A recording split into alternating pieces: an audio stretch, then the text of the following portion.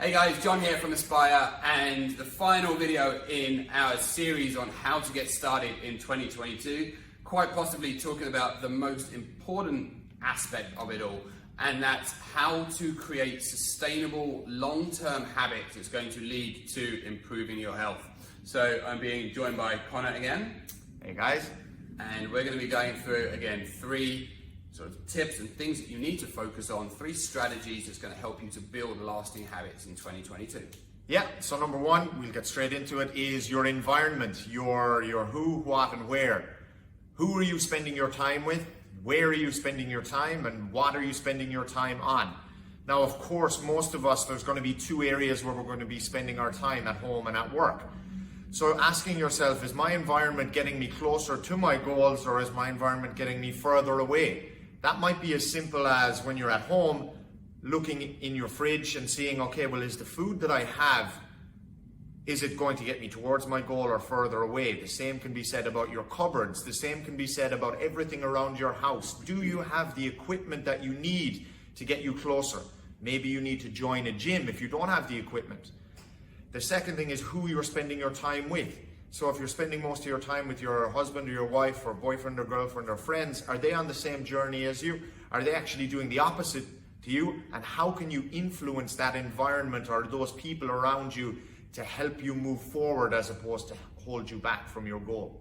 And I think that's one of the benefits of being in a gym or joining group classes or something like that. You're surrounded and associating yourself with people on that same journey that helps to hold you accountable. And just on that environment, like, we know when we have habits, there's always a trigger that kicks off and activates a certain habit. So for a very simple example, if you walk into a dark room, you automatically flick on a light switch, right? And if it's in your own house, you know exactly where that is and you do it without thinking.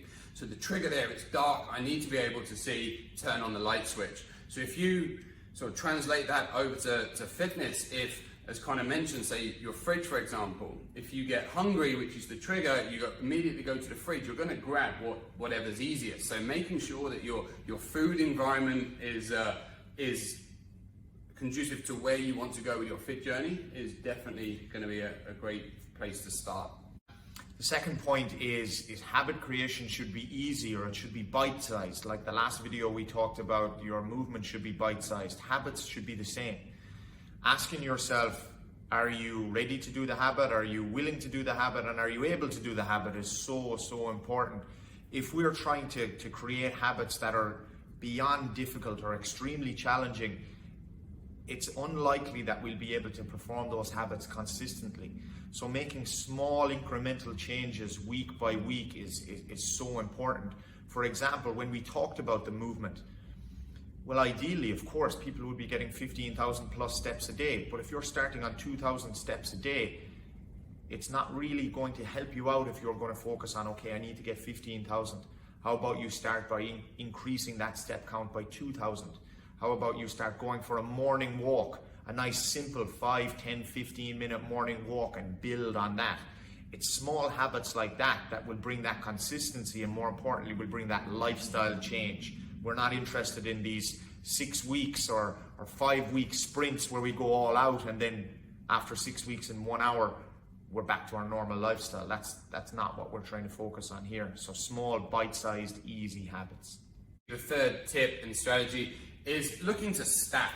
So as we said, we want to start small and easy, feel that less resistance and build that momentum on what we're doing. And once you've got that 5-minute morning routine or that 10-minute morning walk or whatever it is that we're doing, we can then start to intensify that and stack that.